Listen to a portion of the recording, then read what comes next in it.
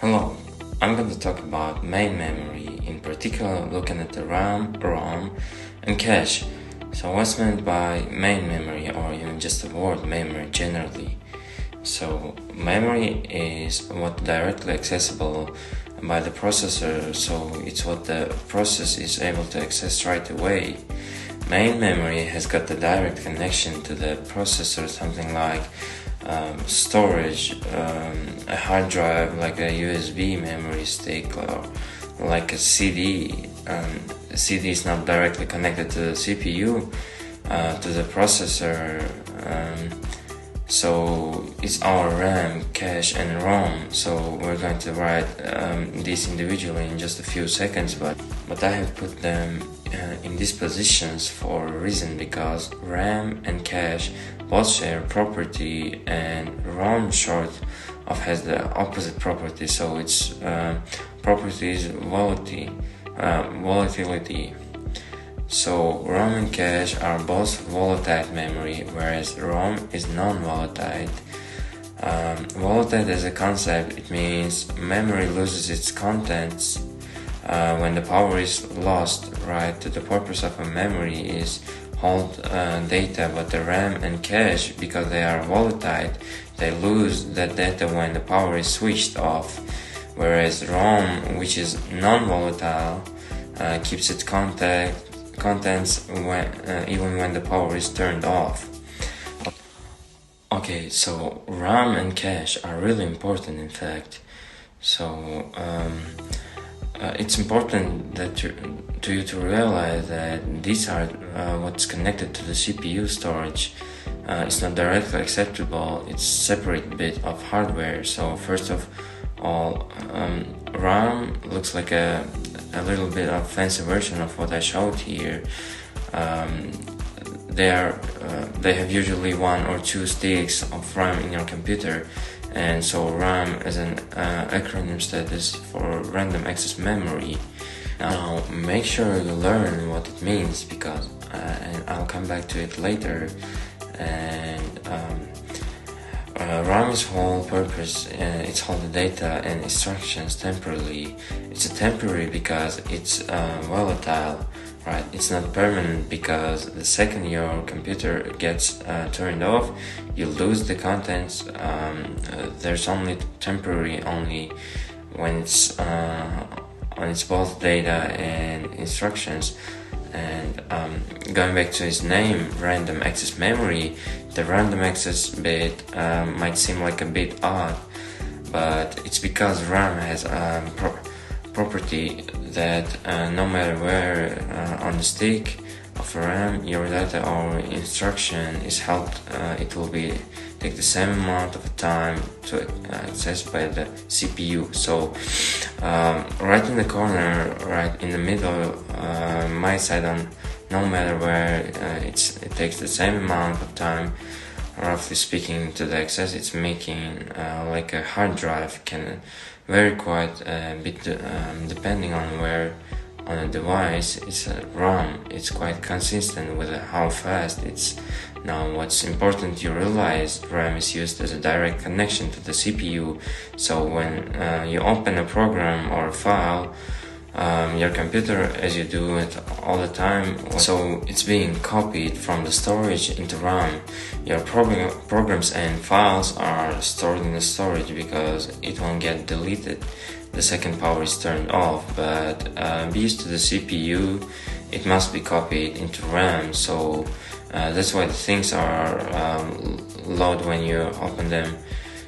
They are loading from storage into RAM, and again, sort of just your context is like, I suppose, as you might know, RAM is usually gigabytes in size, usually quite low gigabytes, right? Storage might be 500 gigabytes or a terabyte or 2 terabytes. RAM is like smaller, so usually between 4 and 32 gigabytes in a standard. So usually between 4 and 32 gigabytes in a standard computer could have less, but it's not as big as a storage. Generally speaking, because it's not only the stuff which is open on your haven't got everything open at one time, so it doesn't need to be quite as big as storage, okay? And so RAM is our biggest example of memory, but ROM is very, very small, but very essential to the process.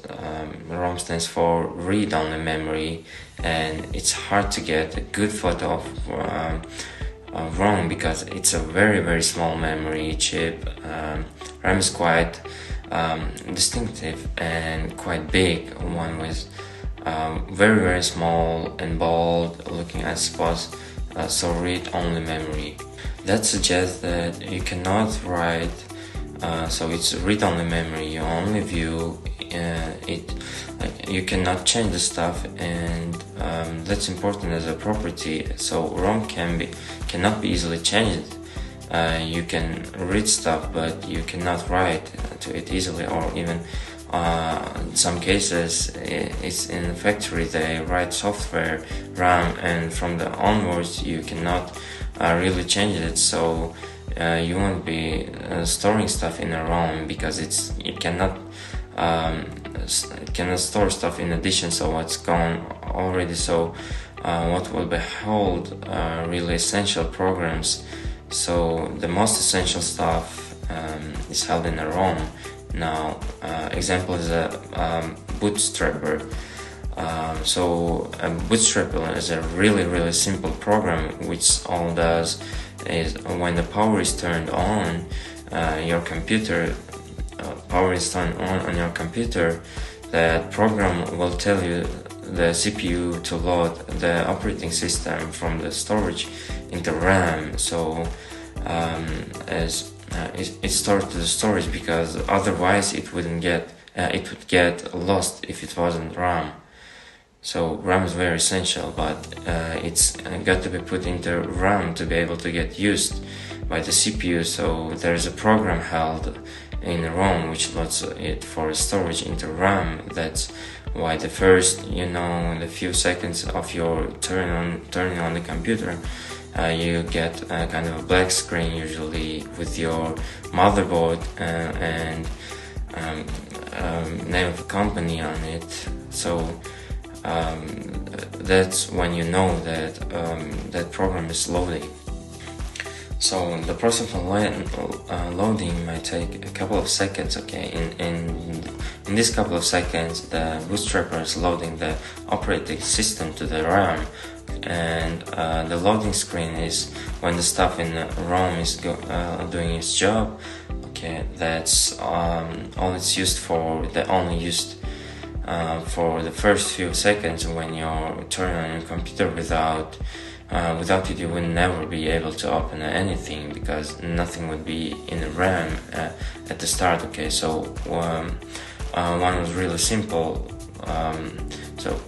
It was very simple, has a very, very small capacity, usually on a few megabytes, maybe even less in some cases. So it's only for very, very important programs like a bootstrapper, I said. The third and final example of a memory in cache is cache. So cache exists for places in the computer, but mostly it's a little part of a CPU. So again, it's hard to get a picture of it because it's just a little part of a CPU, but it's in very small. It's very small, but in particular very fast memory. So cache is rapid, much faster than a ROM and RAM.